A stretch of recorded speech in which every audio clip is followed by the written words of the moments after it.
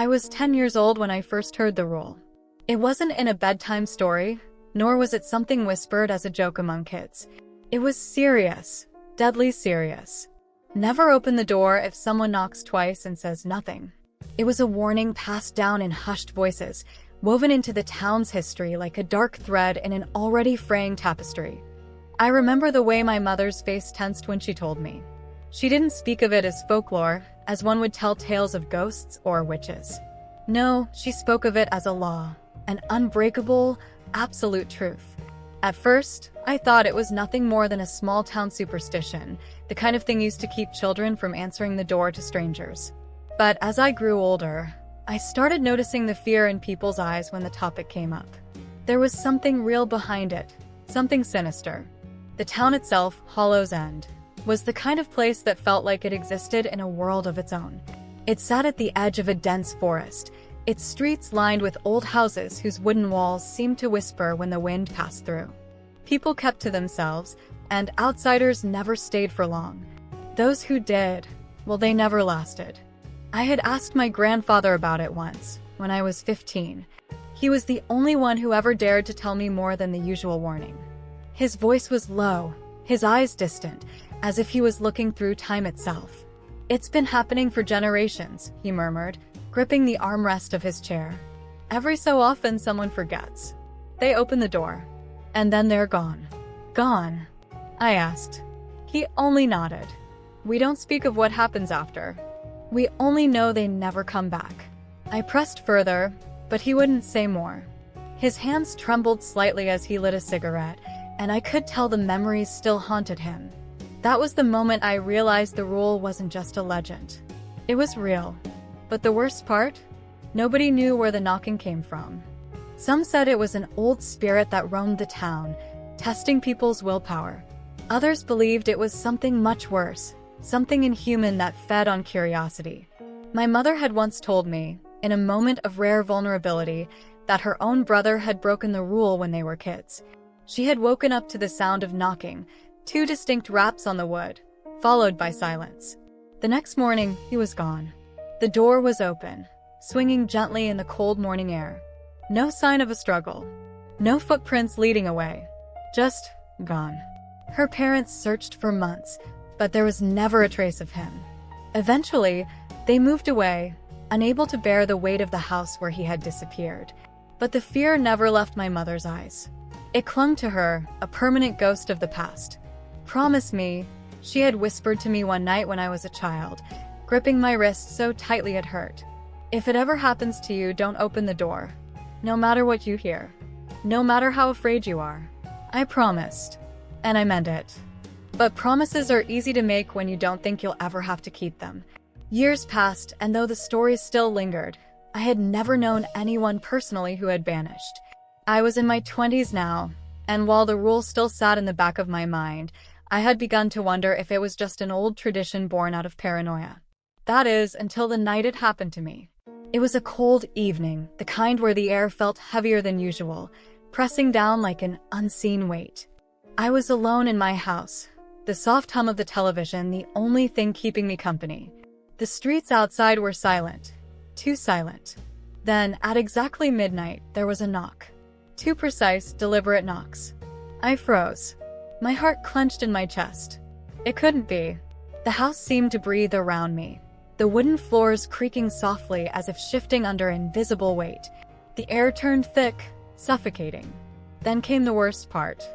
The silence. Whoever was outside said nothing. No calls of a lost neighbor. No greetings. Just silence. A deep, primal fear took hold of me. I didn't dare move. I wanted to believe it was a prank, that maybe some kid had heard the stories and wanted to scare me. But as the minutes stretched on, my mind began to betray me, filling in the gaps with every terrifying possibility. What if it wasn't a person? What if it was the same thing that had taken my uncle all those years ago? I forced myself to stay still, to keep my breathing quiet. The rule was simple: don't open the door. But curiosity is a dangerous thing, and fear has a way of making you question even the strongest convictions. I turned my head toward the peephole. The thought of looking made my stomach churn, but something inside me whispered that I needed to see. That if I didn't, my imagination would create something worse. Slowly, ever so slowly, I crept toward the door. The floor groaned beneath my weight, and for a moment, I swore I heard something shift outside, as if whatever was there had pressed closer. I reached the door. My hand hovered over the peephole. I didn't want to look, but I did. And what I saw made my blood run cold. Outside, standing motionless, was a figure. Tall, gaunt, its face obscured by the dim porch light. But its eyes were visible. Hollow, staring, filled with something that was neither human nor beast. It knew I was there. It was waiting. A shudder ran through me as I realized something even worse. The knocks were over. That meant it was still here, waiting for me to open the door on my own. I stumbled back, my breath coming in ragged gasps. My mind screamed at me to run, but my body refused to move. The silence stretched on, thick and suffocating. And then, for the first time, I understood why the rule existed. It wasn't just about the knocking. It was about the waiting. The thing outside never forced anyone to open the door. It only knocked. Twice. Then it stood there, unseen, letting fear and curiosity do the rest. I squeezed my eyes shut, my mother's voice echoing in my mind. Don't open the door. No matter what you hear. No matter how afraid you are. I clenched my fists, backing away, willing myself to ignore the thing outside. But the worst part? As I moved away, I heard it again. A whisper. Faint, just beyond the wood. My own name. I don't know how long I stood there, staring at the door, my heart pounding so violently that I thought it would burst from my chest. The silence after the knocks was worse than the knocking itself. The weight of it pressed against me like an invisible force, daring me to make a move. I told myself it was a prank. It had to be. Maybe some neighborhood kid had heard the old stories and decided to test my nerves. That made sense, right? But something deep inside me, some primal, unshakable instinct, told me that wasn't the case. The knocks had been too deliberate, too precise. And then, of course, there was the silence. A regular prankster would have laughed, knocked again, or run off after a few seconds. But whatever, was outside wasn't doing that. It was just waiting. I swallowed hard, forcing myself to step back from the door. My skin was crawling, a deep, sickening unease settling in my stomach. I needed to distract myself, to pretend this wasn't happening. I turned back toward the living room, where the television was still on, flickering softly in the dim light. Some late-night infomercial droned on, the salesman's voice unnervingly cheerful. It felt so out of place, like I was in two different worlds, one where everything was normal, and one where something waited for me just beyond the door. I sat down on the couch, trying to steady my breathing. Just ignore it. That's what I told myself. If I didn't acknowledge it, it would go away. But then, as if in direct response to that thought, tap, tap. My entire body tensed. No, it wasn't just a prank. It wasn't my imagination. The knocking had come again. Two distinct, deliberate raps against the wood. I gritted my teeth, my hands clenching into fists. I wanted to scream, to run, to do something. But all I could do was sit there, frozen in fear. And the silence returned. I glanced at my phone, my fingers hovering over the screen. Call someone. That was the logical thing to do. But who? The police? What would I even say? Someone knocked on my door twice and now I'm scared? They left me off the line. I hesitated, my mind racing through my options. Maybe I could call a friend, just to have someone talk to me. Maybe if I heard another voice, it would ground me in reality, keep the fear from swallowing me whole. But then, as my hand hovered over the call button, something changed. The air in the room felt wrong. Have you ever walked into a place and just felt that something wasn't right? Like an unnatural stillness had settled in? That's exactly what happened. The soft hum of the television seemed quieter. The air itself felt heavier, pressing against my skin. Even the usual creaks and groans of the house had gone silent, as if everything was holding its breath. And then I realized something even worse. The sound from the television was distorted. It was subtle at first. The words stretched out just a little too long. the pitch warping in unnatural ways. The infomercial salesman's voice was no longer cheerful. It was slow, slurred, and somehow wrong. I turned to look at the screen. The image was glitching. Not in the normal way, like when a signal cuts out. No, this was different. The colors bled together, the outlines of the people on the screen stretching and twisting, their mouths moving but no real words coming out. A wave of cold washed over me. This wasn't normal. This wasn't possible. And then, the television went black. I gasped. The only light in the room was gone. I was left in darkness, the only illumination coming from the dim glow of the street lamp outside. I didn't move. I didn't breathe. And then, tap, tap. My body locked up. It was still there, still waiting. I felt a sharp pressure in my chest, my heartbeat hammering against my ribs. I didn't want to look.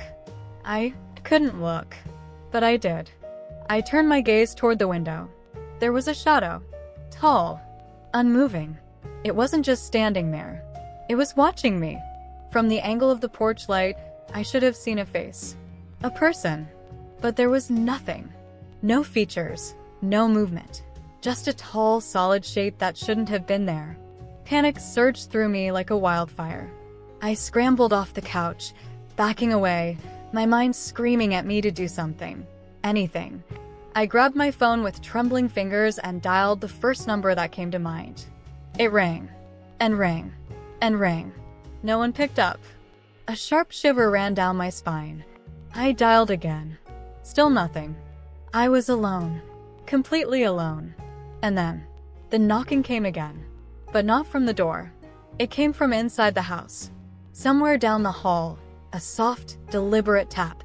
Tap echoed through the darkness. My breath hitched. No.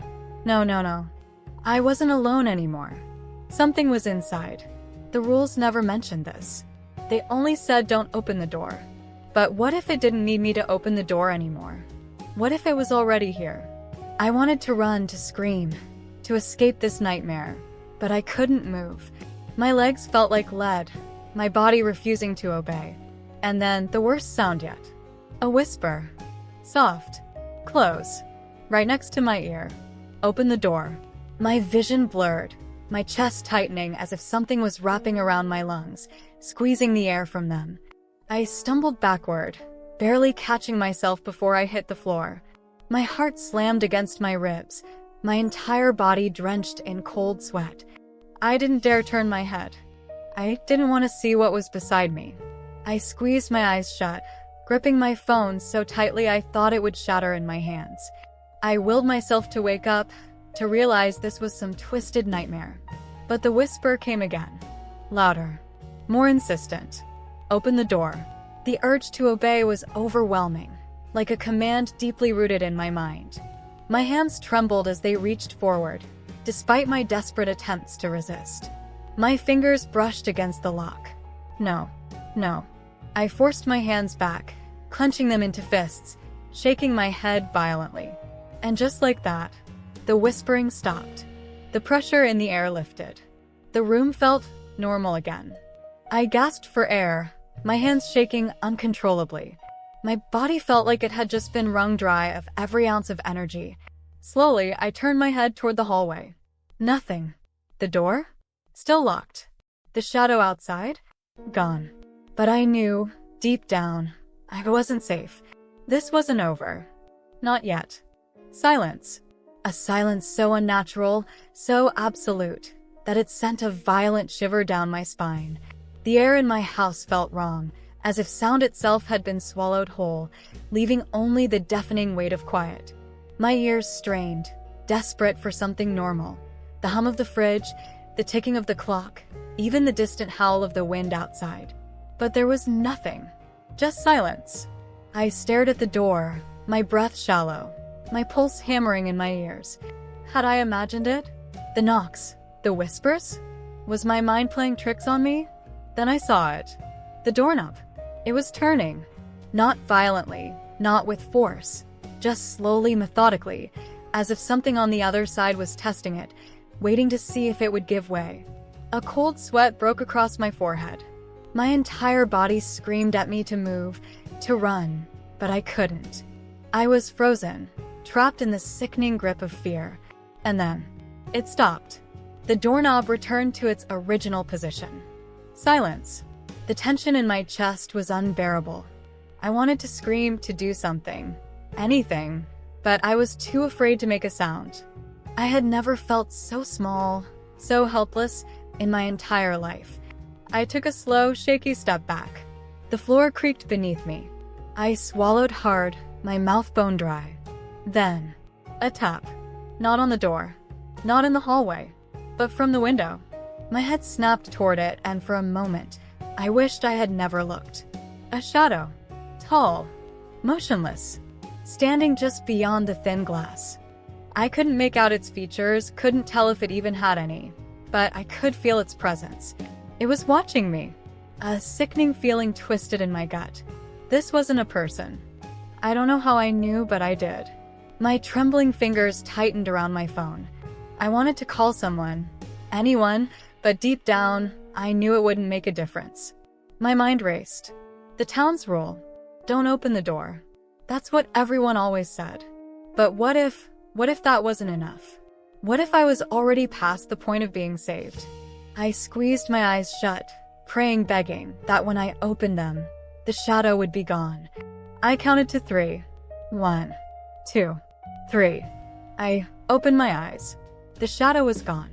A breath of relief rushed from my lungs, but it was short-lived, because the moment I let my guard down, tap, tap, my blood turned to ice. The knocks had returned. The same 2 deliberate beats. But this time, they weren't coming from the front door. They were coming from inside the house. The pit in my stomach deepened, my entire body paralyzed with terror. I turned my head toward the hallway. The darkness felt endless. Something was here with me, and I had nowhere to run. I couldn't move. My body was screaming at me to run, to hide, to do anything. But I was frozen in place. The knocking had stopped, but the silence that followed was worse. It was a silence that felt wrong, thick with an unseen presence pressing down on me. The air in the room had changed. It was heavier, colder, as if something had seeped in through the cracks of the door. I clenched my fists, forcing my breath to slow. My heartbeat was a deafening drum in my ears, and for a moment, I considered running out the back door, sprinting into the night, escaping. But then, a whisper. Not a voice. Not words. Just a whispering sound, low and hushed, seeping through the door like smoke. I swallowed, my throat dry. I couldn't tell if it was inside my head or coming from the other side, but it felt close. Too close. My hands trembled as I reached for my phone, but my fingers were so slick with sweat that I almost dropped it. I fumbled to unlock the screen, my eyes darting between the hallway and the door, expecting, dreading, something to move. The peephole. The thought hit me like a whisper in the back of my mind. I needed to see. I needed to know if something was standing outside my door. A part of me screamed not to do it. That I didn't want to see. That seeing meant acknowledging. But I had to. I took a slow, shaky step forward. Then another. Each footstep creaked against the wooden floor, echoing louder than they should have in the suffocating silence. I reached the door. My breath was shallow, my pulse hammering against my ribs as I lifted a trembling hand to the peephole. I hesitated. A voice in my head pleaded with me to stop, but I didn't. I leaned forward, pressing my eye against the tiny glass circle, and I saw nothing. The porch was empty. For a moment, the relief hit me so hard I almost let out a laugh. But then, something moved. Not on the porch, not outside, but in the peephole itself. My breath caught in my throat. The darkness within the tiny lens shifted, a ripple of something I couldn't comprehend. Then, in the span of a single heartbeat, an eye opened. Right in front of mine. A deep, milky white eye, bloodshot and wrong, staring directly into me. I stumbled back with a strangled gasp, my legs giving out as I crashed onto the floor. My vision blurred, my mind reeling, my stomach twisting in horror. But I couldn't look away from the peephole.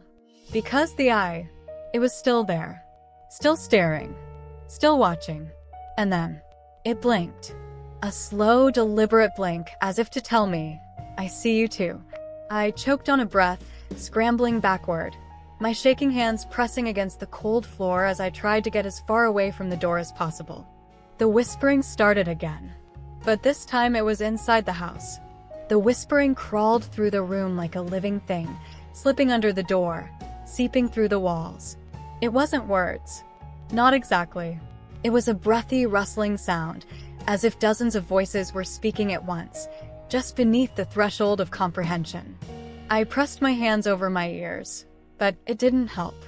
The whispers weren't coming from outside anymore. They were inside, somewhere in the house.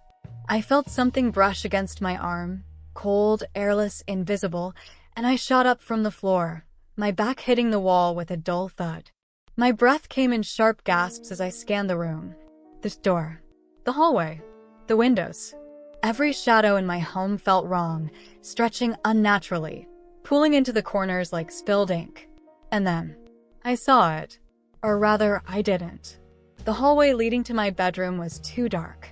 The lights had been on earlier, I was sure of it, but now it was nothing more than a gaping black void. A shadow moved. Not on the wall, not on the floor, but inside the darkness itself. I couldn't breathe. Something was there, standing just out of sight, waiting, watching. The shadows rippled like disturbed water, shifting ever so slightly. And then, the whispering stopped. Everything fell into a deathly stillness, a silence so thick it made my head pound. I could feel it. Something was about to happen. A single footstep echoed from the darkness. Then another. And another. It was coming. My body moved before my mind could catch up. I lunged for the nearest lamp, slamming my fingers against the switch. Light flooded the room. And just like that, the whispers vanished. The hallway was empty again. The shadows returned to normal, clinging to their proper places. But the air was still heavy. I wasn't alone. I knew I wasn't alone. My stomach twisted as I realized something chilling. The thing in the hallway. It wasn't in the darkness anymore. It was somewhere else. And I had no idea where. I needed to get out. Every instinct in my body screamed at me to run, to leave, to escape before whatever was in the house revealed itself. But where would I go? Outside? Where the knocking had come from? Where it had first been? No. I needed help. My phone was still on the floor where I dropped it earlier. I snatched it up, my sweaty fingers shaking so badly I almost fumbled it again. My breath hitched as I frantically unlocked the screen, the glow of it casting eerie shadows across the dimly lit room. Call someone. Call anyone. My mind raced. The police? What would I even tell them? That shadows were whispering in my house? That something knocked and then disappeared? They'd think I was insane. No. I needed someone who would believe me. I scrolled through my contacts, my vision blurring with panic, until I landed on the name Daniel, my best friend. He'd listen. He always did. I pressed the call button, my heart beat a deafening roar in my ears. The phone rang. Once. Twice. Then. A click. Dude? It's late, what's? Daniel. My voice came out in a strangled whisper. Something's in my house. A puzz. What? There's something in my house. My words tumbled out in a desperate rush. It knocked twice. I looked through the peephole and I swallowed hard, forcing myself to say it. There was an eye staring back at me. Silence. Dan. I whispered. Then, finally, he exhaled. Okay. Just stay calm. Lock yourself in a room. I'm coming over. I wanted to believe that would help. That Daniel's presence would somehow make this nightmare go away. But then something changed. The call went static. Not the usual kind.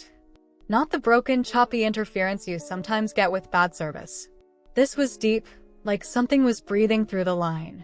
Then, through the distortion, I heard my own voice, repeating the last thing I'd said.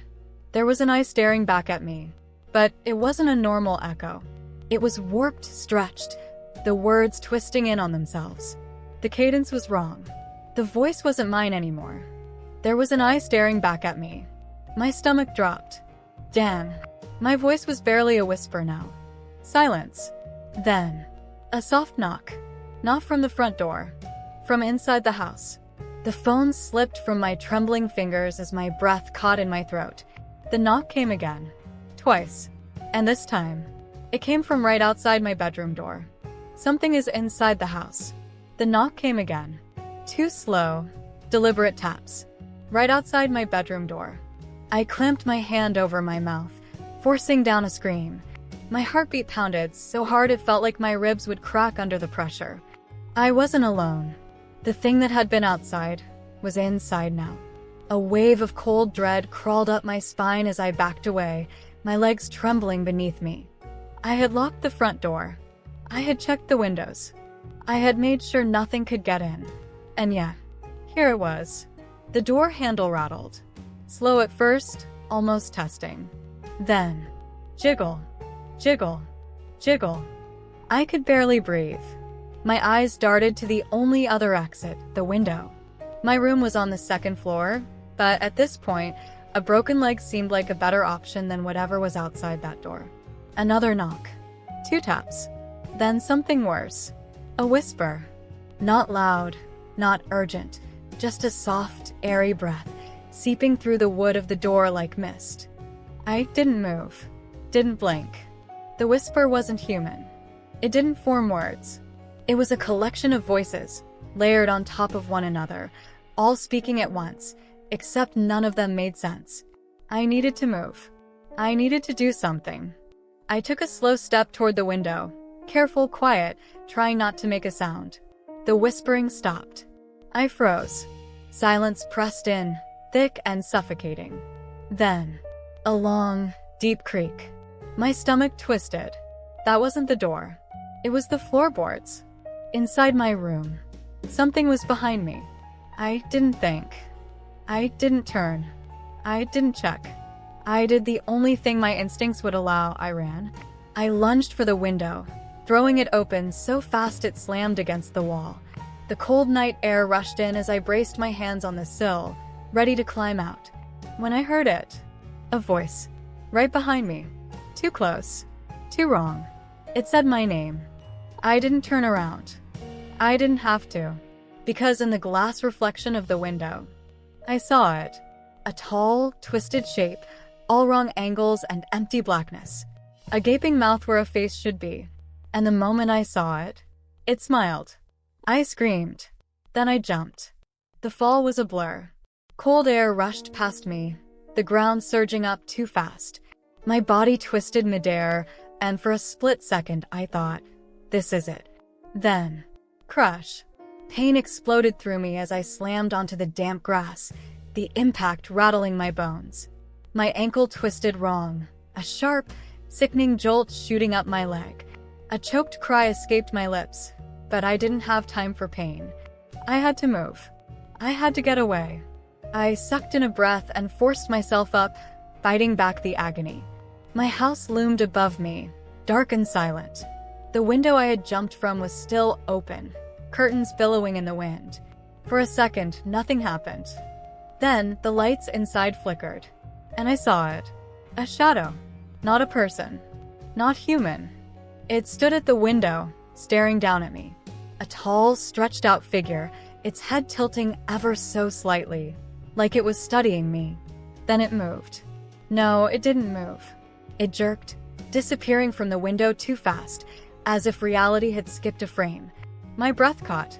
I knew what that meant. It was coming down. I stumbled forward, every nerve in my body screaming for me to run. My foot hit the pavement of the street, my ankle barely holding my weight, but I didn't stop. I didn't look back. I just ran. The town was eerily silent, the streets empty. Houses stood dark and lifeless, as if the world had vanished. My pulse pounded in my ears, drowning out everything else, until, knock, knock.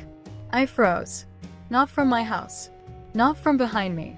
From the house across the street. 2 slow, deliberate knocks. Then another. And another.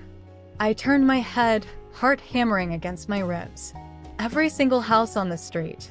One by one. Someone was knocking on their doors. 2 taps. Then silence. I felt watched. Not just by one thing. By many. My stomach twisted as realization sank in. This wasn't about me. This was something bigger. Something the entire town knew about. Something they never warned me about. I sucked in a shaky breath. I had to keep going. I had to make it to Daniel's house. If he was even still alive. I pushed forward, forcing my aching legs to move. The knocks continued behind me, slow and rhythmic, echoing through the night. And in that moment, I realized something horrifying. The knocking was getting closer. My lungs burned, my body screaming for rest. But I couldn't stop. I didn't dare look back. The knocking had spread. It wasn't just my house. It wasn't just the street. The entire town was alive with the sound of 2 slow, deliberate knocks. Doors, windows, garage doors, even cars. Knock, knock, over and over, growing closer.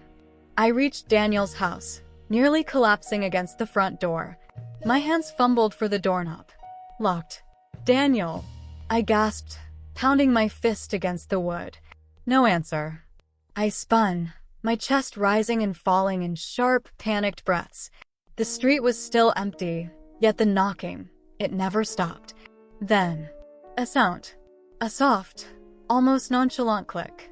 The front door unlocked itself. I hesitated. No, this wasn't right. Daniel didn't unlock it. Something else did. A cold sweat broke over my skin. My hands trembled as I reached for the knob, fighting every instinct screaming at me to run. I twisted it. The door swung open. The house was dark, empty. I took a slow step inside, my heartbeat drumming against my ribs. Daniel, I whispered. The air was thick, wrong, like stepping into a place that had been untouched for years. A smell curled into my nostrils. Damp wood, dust, and something else. Something rotting. A floorboard creaked upstairs. Then, knock, knock. I jumped. Not from behind me. Not from outside. The knocking came from inside the house. Slow, precise. 2 taps. My throat tightened. Then came the whispering.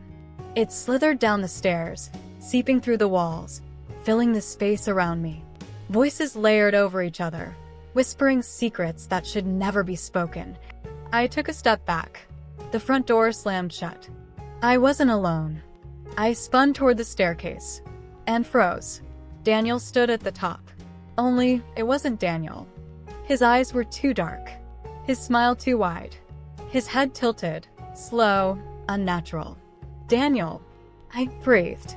He didn't respond. Then he knocked. 2 fingers. Against the wooden railing. Knock. Knock. Terror choked me. Daniel, please. His mouth opened. But what came out wasn't his voice. It was all of them. A chorus of whispers. A sound that made my bones itch, my teeth ache. My body screamed at me to run. But something else held me in place. A choice. I could run. I could try to escape. But would I really get away? The knocking had spread. It was in the houses. In the walls. In them. If I ran, would it even matter? Or, should I do the one thing no one ever did? Should I open the door? The voices grew louder. Daniel, asterisk, asterisk, or whatever wore his face, asterisk, asterisk, took a step forward. I reached for the doorknob and twisted it. The door creaked as it swung open. Cold air rushed past me, unnatural and thick, carrying whispers that coiled around my ears like fingers dragging me into the dark. I couldn't move. Something was outside. Or rather, something had been waiting. The knocking was never a warning. It was an invitation, and I had just answered it. My breath came in sharp, ragged gasps as I stared into the void beyond the threshold. There was nothing there. No streets. No houses.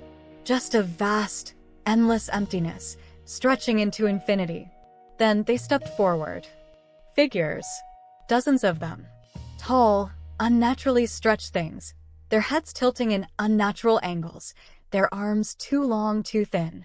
They stood just beyond the door, their faces shifting, mimicking the expressions of those who had answered before me. I tried to shut the door, but I couldn't. Something held it open. And then, Daniel stepped through. Not the thing that had been at the top of the stairs. The real Daniel. His face was pale, his eyes sunken. He looked at me, but he didn't seem to see me. He had opened the door once too. And now he was one of them. "Close it," he rasped, voice barely more than a breath. "Before they all get in." My fingers fumbled, but I couldn't move fast enough. A hand, cold, wrong, latched onto my wrist. My vision blurred. The whispers became screams. And in that moment, I understood. The knocking wasn't about taking you. It was about bringing you into their world. Or letting them into ours. I yanked my arm free, ignoring the burning cold searing into my skin. My foot slammed against the door, forcing it shut. The moment it clicked, the whispers stopped. The air grew still. The room was silent. I stood there, trembling, heart hammering against my ribs. Daniel was gone. The figures were gone. I turned. The house was normal again. Had I imagined it? No. Because when I looked at my wrist, I saw it. A bruise. Dark, blackened fingertips burned into my skin. A mark. A reminder. Some doors should never be opened. And some knocks should never be answered.